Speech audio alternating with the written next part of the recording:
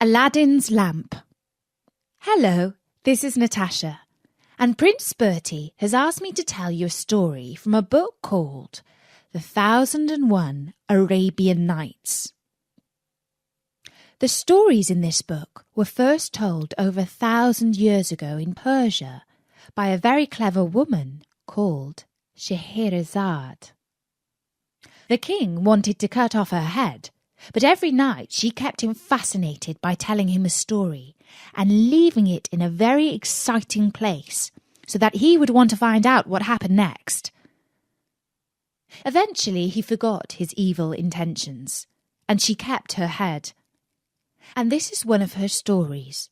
It's called Aladdin's Lamp. A long time ago, in Persia, a poor boy called Aladdin was playing with his friends in the streets of his city. A stranger came up to him and asked him if he was not the son of Mustafa the tailor. "I am, sir," replied Aladdin, "but he died a long while ago." When the stranger heard this, he embraced Aladdin, saying, "My boy, I am your long-lost uncle." Aladdin ran home and told his mother all about this newly found relative, and she prepared supper for them all. The next day, the uncle led Aladdin out far beyond the city gates. They journeyed onwards until late afternoon, but Aladdin did not feel tired because his uncle told him so many interesting stories. Eventually, they reached the foot of a mountain. "We will go no farther," said the false uncle.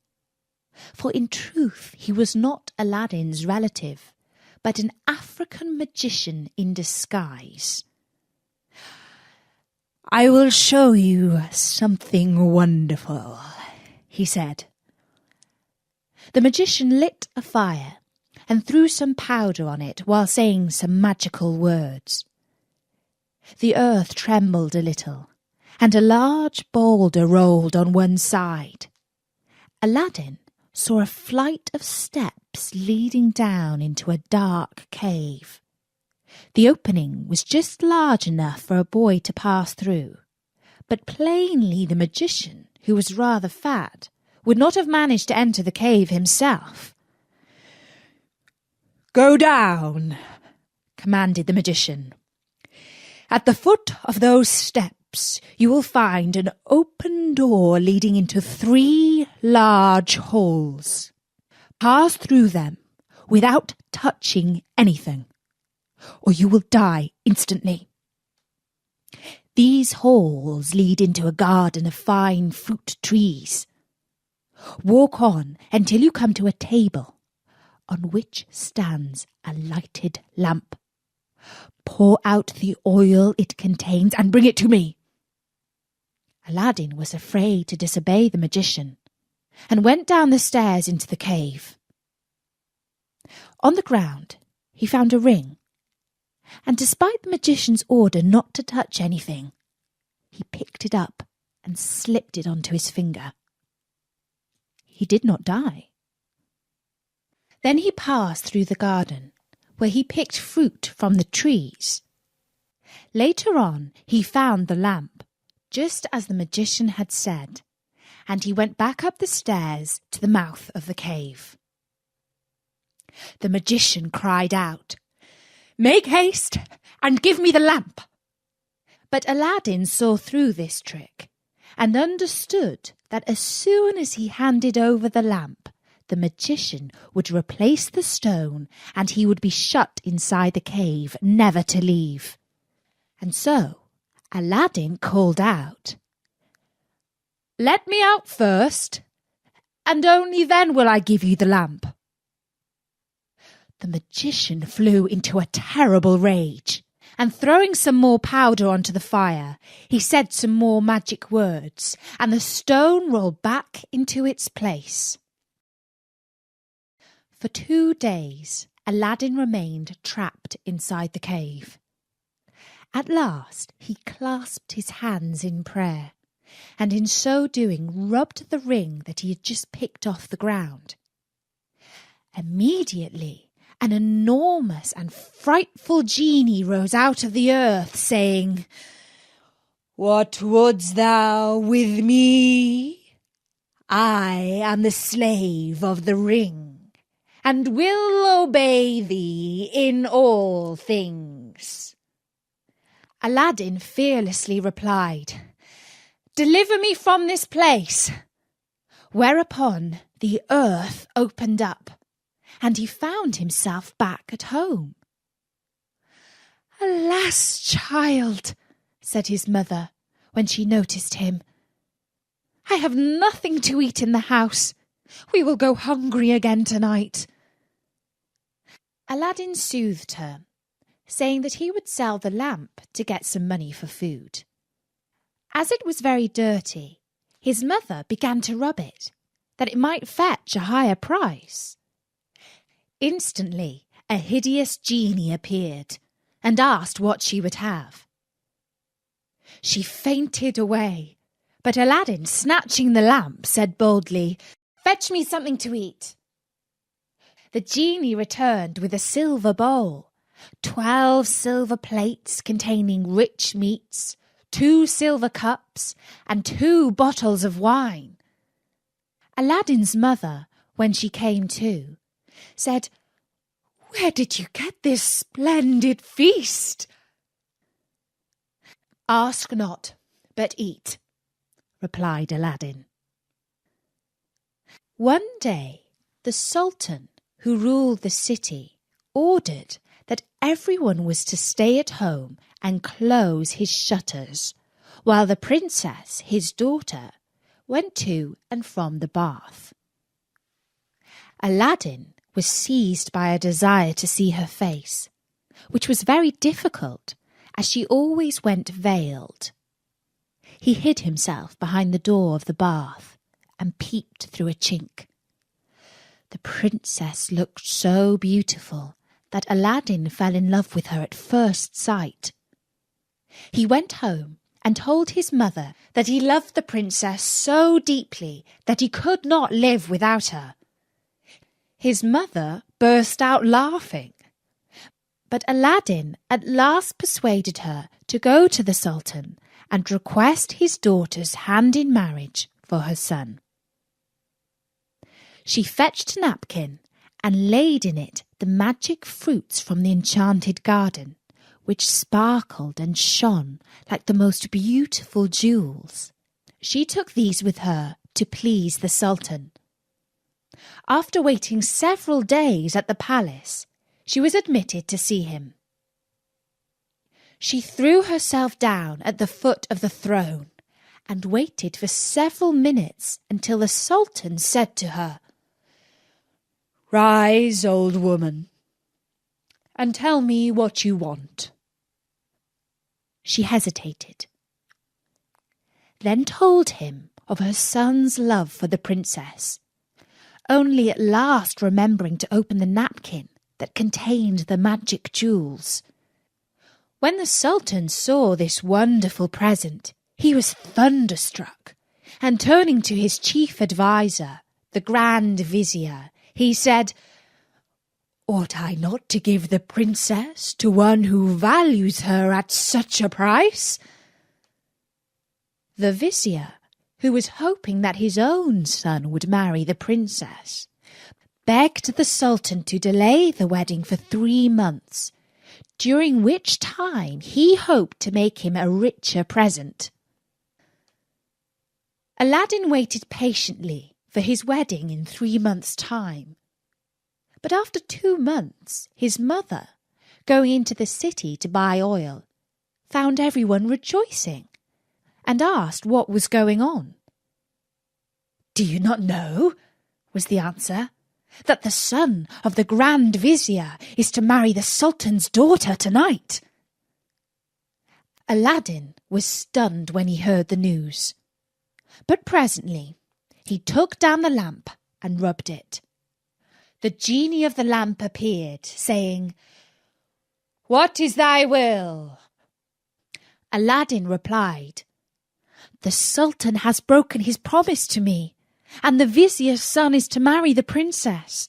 My command is that you bring me the princess here, so that the scoundrel can't have her."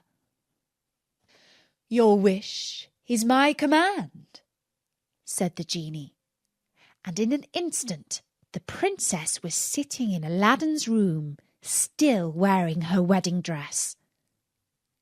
He told her not to be afraid, but she was utterly confused and quite terrified. The next morning, the genie took her back to the palace. The princess told her mother how she had been carried by magic to some strange house. Her mother did not believe her in the least, and the Sultan ordered that the wedding should take place that evening instead. The following night, exactly the same thing happened. The Sultan was furious and even considered having his daughter's head cut off. He summoned the vizier's son. "Plainly, my daughter is hiding from you," he said. "Do you still wish to marry her?" "Well," said the young man, who was very proud and arrogant, "if the princess does not obey her father, the great Sultan, what hope is there that she will make me a good wife? I give up my claim over her. Better that she marry the poorest beggar, if that's what she wants." When the 3 months were over, Aladdin sent his mother to remind the Sultan of his promise. She stood in the same place as before, and the Sultan, on seeing her poverty, felt less inclined than ever to keep his word. The vizier had advised him to set so high a value on the princess that no man living could come up to it. The Sultan then turned to Aladdin's mother, saying, "Good woman, a sultan must remember his promises, and I will remember mine. But your son must first send me 40 basins of gold full of jewels. Tell him that I await his answer." When he heard this, Aladdin summoned up his genie, and soon 80 slaves, splendidly dressed, were awaiting in the alleyway outside his house. The slaves were carrying 40 golden basins, brimming with jewels. Aladdin mounted his horse and passed through the streets, the slaves strewing gold as they went. When the Sultan saw him, he came down from his throne, embraced him, and led him into a hall where a great feast was spread, intending to marry him to the princess that very day. But Aladdin refused, saying, "I must build a palace fit for her," and took his leave. Once home, he said to the genie, "Build me a palace of the finest marble, with 24 windows set with jasper, agate, and other precious stones." At night, the princess said goodbye to her father and set out for Aladdin's palace, with his mother at her side and followed by the 100 slaves. She was charmed at the sight of Aladdin, who ran to receive her. "Princess," he said, "blame your beauty for my boldness, if I have displeased you." After the wedding had taken place, Aladdin led her into the hall, where a feast was spread, and she supped with him, after which they danced until midnight.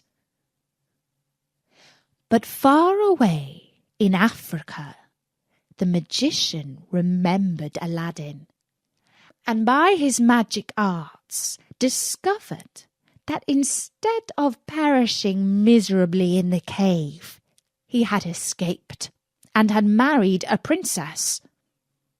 He travelled night and day until he reached the city of Persia, where Aladdin lived.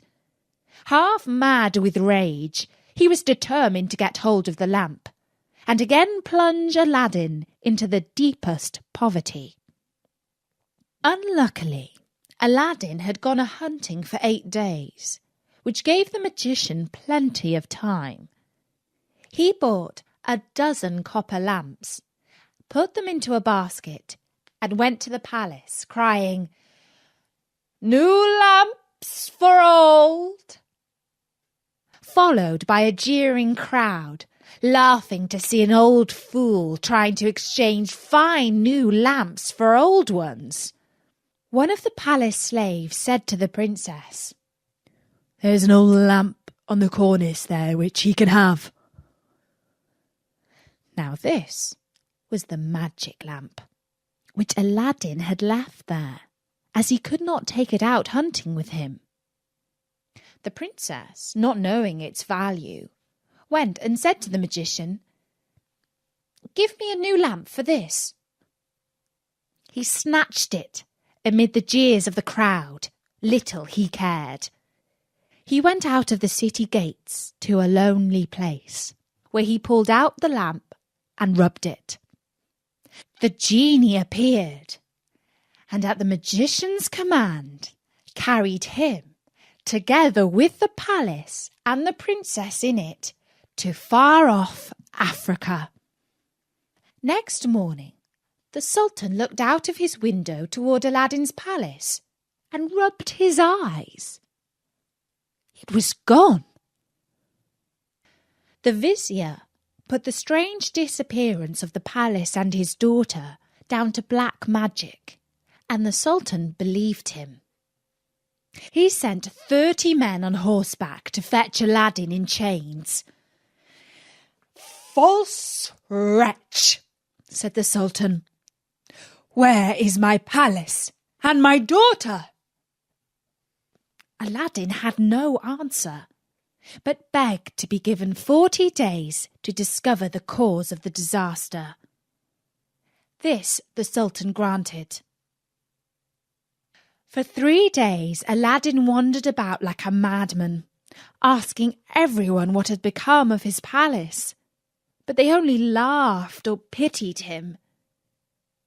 He came to the banks of a river and knelt down to say his prayers before throwing himself in. In so doing, he rubbed the magic ring he still wore. The genie appeared and asked his will. "Save my life, genie," said Aladdin. "Bring my palace back." "That is not in my power," said the genie. "I am only the slave of the ring. You must ask him of the lamp." "Even so," said Aladdin, "but thou canst take me to the palace and set me down under my dear wife's window." He at once found himself in Africa, under the window of the princess. That morning the princess rose early and opened the window, and at the noise she made, Aladdin looked up. She was astonished and delighted to see her dear husband's face. After he had kissed her, Aladdin said, "I beg of you, princess, in God's name, tell me what has become of my old lamp." "Alas," she said, "I am the innocent cause of our sorrows." And she told him of the exchange of the lamp. Aladdin comforted her and gave her a small bottle containing a certain powder. "Put on your most beautiful dress," he said to her, "and receive the magician with smiles, leading him to believe that you have forgotten me. Invite him to sup with you, and say you wish to taste the wine of his country. He will go for some wine, and while he is gone, I will tell you what to do." That evening, she received the magician, saying to his great amazement, "I have made my mind up that Aladdin is dead, and that all my tears will not bring him back to me. So I am resolved to mourn no more, and have therefore invited you to sup with me. But let us try some wine of Africa." The magician flew into his cellar, and the princess put the powder Aladdin had given her into his cup. When he returned, the magician made her a speech in praise of her beauty. But the princess cut him short, saying, "Let us drink first, and you shall say what you want afterward." She set her cup to her lips and kept it there, while the magician drained his to the dregs and fell back lifeless. Aladdin came into the room, went to the dead magician, took the lamp out of his clothes, and bade the genie carry the palace and all in it back to Persia. This was done in an instant. The Sultan, who was sitting in his chamber mourning for his lost daughter, happened to look up and rubbed his eyes, for there stood the palace as before. He hastened to it, and Aladdin received him with the princess at his side. He told him what had happened, and showed him the dead body of the magician, that he might believe.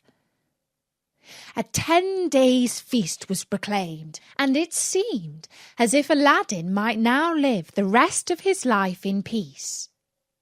But it was not to be. The African magician had a younger brother, who was, if possible, more wicked and cunning than himself. He travelled to Persia to avenge his brother's death, and disguised himself in skirts and veils, so that he looked exactly like a famous holy woman called Fatima. Then he went toward the palace of Aladdin, and all the people, thinking he was the holy woman, gathered round him, kissing his hands and begging his blessing. The princess, who had long desired to see Fatima, sent for her. She showed Fatima the palace, and asked what she thought of it. "It is truly beautiful," said the false Fatima. "In my mind it wants but one thing." "And what is that?" said the princess. "If only a roc's egg," replied he, "were hung up from the middle of this dome, it would be the wonder of the world." After this, the princess could think of nothing but the roc's egg. And when Aladdin returned from hunting, he found her in a very ill mood. She told him that all her pleasure in the hall was spoilt for the want of a roc's egg hanging from the dome. "If that is all," replied Aladdin, "you shall soon be happy." He left her and rubbed the lamp, and when the genie appeared, commanded him to bring a roc's egg. The genie gave such a loud and terrible shriek that the hall shook. "Wretch!" he cried. "Is it not enough that I have done everything for you, but you must command me to bring my master and hang him up in the midst of this dome? You and your wife and your palace deserve to be burned to ashes. But that this request does not come from you, but from the brother of the African magician whom you destroyed. He is now in your palace disguised as the holy woman. He it was who put that wish into your wife's head. Take care of yourself, for he means to kill you." So saying, the genie disappeared. Aladdin went back to the princess, saying his head ached, and requesting that the holy Fatima should be fetched to lay his hands on it. But when the magician came near, Aladdin, seizing his dagger, pierced him to the heart. "What have you done?" cried the princess. "You have killed the holy woman." "Not so," replied Aladdin, "but a wicked magician," and told her of how she had been deceived.